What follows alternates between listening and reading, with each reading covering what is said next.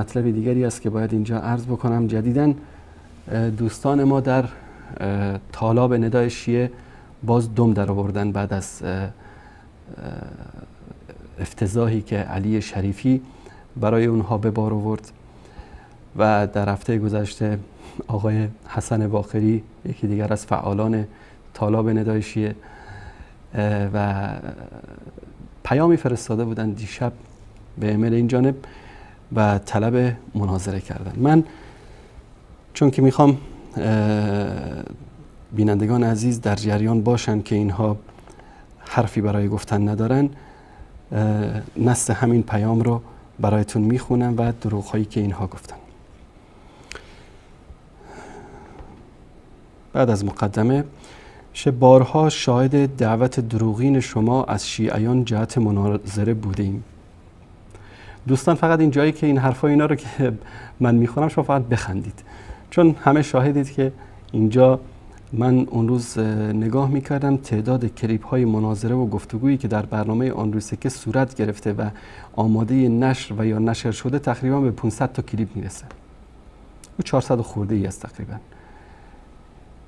از علی شریفی گرفته تا حسن باقری و حسینی و ابن مالک و آخوندی و احمدی و رضایی و همه اینا شما میبینید که اینا مخالفین ما هستن که تو هر برنامه زنگ میزنن و صحبت میکنن.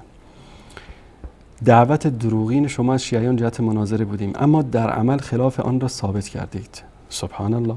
به همین دلیل نیز دعوت‌های شما به مناظره باعث تمسخر عام و خاص شده و همگان دریافتند که شما عملاً در ادعای مناظره صادق نیستید. عجب. من تحدی میکنم که یکی از شبکه‌های شیعه از ولایت گرفته تا اهل بیت و امام حسین و مرجعیت و سامن و رضا و بقی و همه این شبکه‌ها اینها مثل برنامه آن روی سکه اینطوری تلفن رو بذارن جلوشون بدون اینکه احمد جان اگر بتونی این نشون بدی تلفن رو. ما در اینجا در تلفن هیچ مانیتوری نداریم، فقط وقتی که تماس ها برقرار میشه این خطا روشن میشه و ما بدون اینکه بدونیم پشت خط کی است همینجا من اوکی میکنم، از همینجا تماس میگیرم بدون اینکه بدونم پشت خط کیه. و گاهی اوقات که میبینید بعضی از بینندگانی که تماس میگیرن اصل و نسبشون رو بیان میکنیم، این آرشیفی است که ما داریم. البته شماره تماس گیرنده در اتاق فرمان برای دوستانمون ظاهر میشه، منتها من در اینجا بدون اینکه بدونم پشت خط کی است به ترتیب شماره رو از همینجا میگیرم. و این که گفتن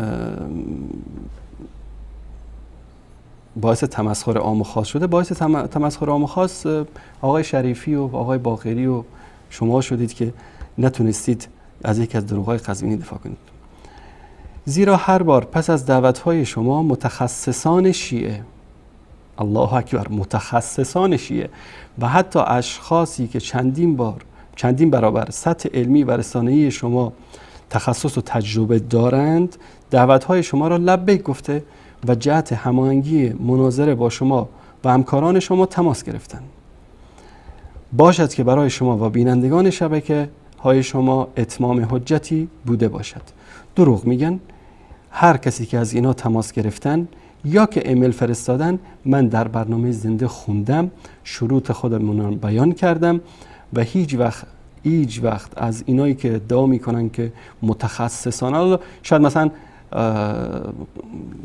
در نزدیشون آقای شریفی متخصص است، آقای باقری متخصص است، یا همین 200 کارشناس که تو شبکه ولایت هست اینا متخصصین هستن، خب بیان یکیشون زنگ بزنن، خودشونو مردانه معرفی بکنن، مدارکشون رو بفرستن، تصویری بیان مناظره کنن. اما دروغ میگن. فقط حالا میخوان قضیه شکست قزوینی و فضایحی که قزوینی به بار آورده رو جمع جور بکنن و اون لاجواب موندن طلب مناظره و پیام هایی که برای مکارم شیرازی و نجم الدین طبسی و جعفر سبحانی ما در برنامه امامان وهابی شیعه فرستادیم، میخوان خلاص یک نوع سیاه‌نمایی بکنن و بگن که بله ما طلب مناظره کردیم و اینا جواب ندادن. اما من این مردانگی رو دارم که اینجا نامتون رو نشون بدم و کامل بخونم. امیدوارم که شما این مردانگی رو داشته باشید که به ندای مناظره ما لبیک بگید.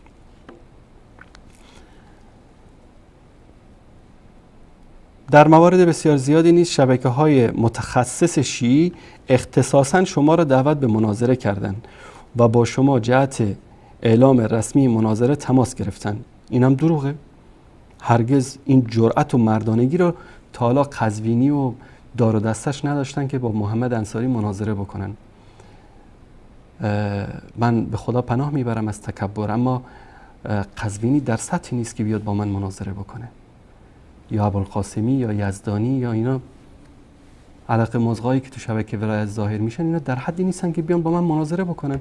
بارها ما اعلان کردیم، کلیپش هم نشون دادم، شماره اختصاصی براش فرستادیم، شماره اسکایپ در این برنامه براش آدرس اسکایپ اختصاص دادیم، بارها اعلان کردیم، رسما کلیپ براشون فرستادیم، تو برنامه زنده همه این امور رو ما در برنامه زنده انجام دادیم، به خاطر اینکه اتمام حجتی باشه با بینندگان و همه شاهد باشن که ما صادق هستیم در ادعای مناظره و گفتگو با اینها. اما شماها دروغ میگید، شما جرأتش رو ندارید. در موارد بسیار زیادی نیز شبکه‌های متخصص شیعه اختصاصاً شما را دعوت به مناظره کردند و با شما جهت اعلام رسمی مناظره تماس گرفتند، لیکن یا تماس ایشان را قطع کردید و یا حاضر به مناظره رسمی نشدید. با علم به همه این موارد، مجموعه مذهبی ندای شیعه مجددا شما را به طور رسمی دعوت به مناظره می‌نماید و آمادگی کارشناسان خود را جهت مناظره با کارشناسان شما اعلام می‌دارد. اولا این علقه مزغایی که تو ندای شیعه هستن در سطحی نیستن که بیان با کارشناسای ما مناظره بکنن. حضرات مشایخ و علمایی که در شبکه جهانی وصال حق هستن، مولانا عبدالقدوس دهقان، مولانا مجیب الرحمن انصاری و بقیه عزیزانی که هستن، اگر شما امثال سیستانی و مکارم شیرازی و وحید خراسانی و اینا رو بیارید، آره شاید ما فکر بکنیم که آیا میشه با اینها مناظره کرد یا نه. اما من در اینجا تحدی میکنم که یک مرد در مذهب شیعه پیدا بشه که از یکی از دروغای قزوینی بیاد اینجا دفاع بکنه. همچین مردی تا هنوز به دنیا نیامده، این یقین رو من دارم.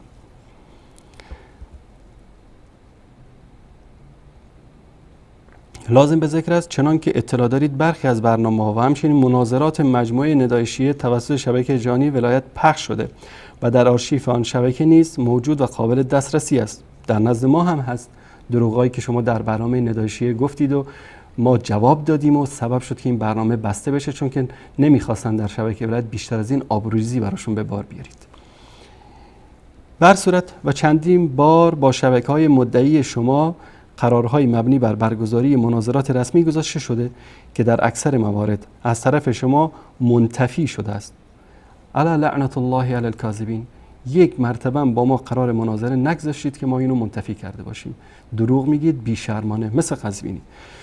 شایسته است اگر مدعی حقانیت عقاید خود هستید و شجاعت اظهار آن را دارید، از فرصت به دست آمده استفاده کرده و وارد میدان شوید. مجموعه ندای شیعه شما را بین موضوعات مهم و اساسی ذیل مخیر می‌دارد تا در صورت تمایل به هر یک از آنها اعلام نموده و مناظره رسمی به صورت زنده برگزار شود. یک، توحید در نزد شیعه و وهابیت. واقعا خنده داره که شیعه در مورد توحید صحبت، یعنی مشرک بیاد در مورد توحید صحبت بکنه. جایگاه امهات المؤمنین نزد شیعه و اهل سنت، جایگاه ثقلین نزد شیعه و اهل سنت، عدالت صحابه، خلافت بعد از پیامبر صلی الله علیه و آله و سلم، جنگ‌های امیرالمؤمنین علیه السلام بعد از پیامبر صلی الله علیه و آله و سلم، مصادیق آیه تطهیر، ارتباط وهابیت و انگلیس، تفاوت اهل سنت با وهابیت، روابط اهل بیت علیهم السلام، مسئول مجموعه مذهبی ندای شیعه. اینم پایین نامش. تشکر احمد جان. جواب شبکه جهانی وصال حق. ما آمادگی کامل برای مناظره داریم، هیچ مشکلی هم نداریم. منتها مناظره باید در سطحی صورت بگیره که چه برای بینندگان شیعه چه برای اهل سنت قابل قبول و پذیرش باشه. ما وقتی که با یکی از جوجه های شما در ندای شیعه صحبت کردیم، با علی شریفی، فقط به خاطر این بود که قزوینی تاییدش کرده بود، ولی شما در سطحی نیستید که ما با شما مناظره بکنیم. و ردودی که من به برنامه‌های ندای شیعه دادم در شبکه ولایت پخش می‌شد و ما هر سه شنبه نقد می‌کردیم. روز جمعه برنامه داشتید، در سه شنبه آیندهش من کامل پخش می‌کردم، دروغ‌ها و تلبیس‌ها و خیانتاتون رو جواب می‌دادم. ما فقط دو شرط داریم. شرط اول، آقای آیت الله دکتر حسینی قزوینی مدیر شبکه ولایت موضوع مناظره رو تعیین کردن: دفاع از دروغ‌های قزوینی. یک دروغ در 1 دقیقه، دفاع در 29 دقیقه. یعنی مدت مناظره نیم ساعت باشه، وقت زیادی هم گرفته نشه. 1 دقیقه ما یک دروغ پخش میکنیم، 29 دقیقه شما در مورد این دروغ قزوینی، فقط در مورد دروغ، یک کلمه یمین و یسار رفتید، همونجا مناظره به پایان میرسه. یک کلمه مسائل شخصی مطرح کردید، توهین کردید، اهانت کردید، خارج از موضوع صحبت کردید، همون لحظه رسما مناظره به پایان میرسه. شرط دوم، این مناظره به طور زنده در شبکه ولایت هم پخش بشه، همزمان با شبکه جهانی وصال حق در شبکه ولایت پخش بشه. مادامی که شما تون شبکه برنامه داشتید، برنامه‌تون تو آرشیوش هم هست، ما فقط همین دو شرط رو داریم و فکر نمی کنم که شرط‌های یعنی ناعادلانه‌ای باشه. به طور زنده در شبکه ولایت پخش بشه و همچنین موضوع مناظره یکی از دروغ‌های قزوینی باشه. من میدونم میرن دنبال بهانه، نه والا ما تو شبکه ولایت اختیار نداریم، اونجا مدیر داره و رئیس داره و ما در شما رو که برابر لنگ کفشش هم قزوینی حساب نمیکنه. وقتی که شریفی در مناظره شکست خورد گفت که ما اینجا آیت الله داریم، حجت الاسلام و المسلمین داریم، حجت الاسلام داریم، استاد دانشگاه داریم، فلان داریم، اینو بینندایی بودن که لوله کشی که اصلا براش اهمیت هم قائل نیستیم و خلاصه حالا شکست خورده به جهنم شکست خورده. اینطوری باید برخورد کردن با شریفی و با ندای شیعه. شاید اینجا بیاد میگن که والا این مشکل است و باشه، ما از این شرطمون هم فروگذار میگیریم، البته اگر که شبکه ولایت رد بکنه. درخواست رسمی همینطور که نامه که برای من فرستادید برای شبکه ولایت بفرستید و جواب شبکه ولایت رو هم برای من بفرستید که ایشون آقای قزوینی و شبکه ولایت رد کرده این موضوع رو که پخش زنده باشه چون جرأت اینو ندارن که پخش زنده پخش بکنن تو شبکهشون. بعد از اینکه این نامه رسمی شبکه ولایت رو برای من فرستادید که رد کردن پخش زنده رو در شبکه ولایت، در اون صورت ما به عنوان ندای شیعه، به عنوان شخصی با هر رسمی که میخواید بیایید به شکل صوتی و تصویری باهاتون مناظره میکنیم. اولین قسمت مناظرم در مورد دروغ آیت الله قزوینی نسبت به شیخ الاسلام ابن تیمیه در قضیه تکفیر زندیق خواندن سران مذاهب اربعه اهل سنت باشه. در این مورد جمع کنید، آمادگیتون رو بگیرید، مناظره میکنیم. اگر در این مناظره تونستید از این دروغ قزوینی دفاع بکنید یا توجیه بکنید حرفشو، بعد از اون انشالله شرط بعدی رو در موردش صحبت خواهیم کرد. این جواب ما هست به این ادعای دروغین است. بینندگان گرامی، شما جدی نگیرید و باورم نکنید. اینا شهامت مردانگی ندارن که از یکی از دروغ‌های قزوینی دفاع بکنن. اینا فقط جهتی این است که در این مدتی است که خیلی زیر فشار افکار عمومی شیعه هستن. لاجواب موندن نامه‌های ما به مراجع اینها در برنامه امامان وهابی شیعه و طلب قزوینی برای مناظره و جواب دندان شکن ما، اینا همه سبب شده که فشار روی اینها زیاد بشه. به خاطر همین میخوان یک متنفسی برای خودشون پیدا بکنن و طوری وانمود بکنن که بله ما هم پیام فرستادیم برای مناظره و اینم جوابی بود که ما بهشون دادیم.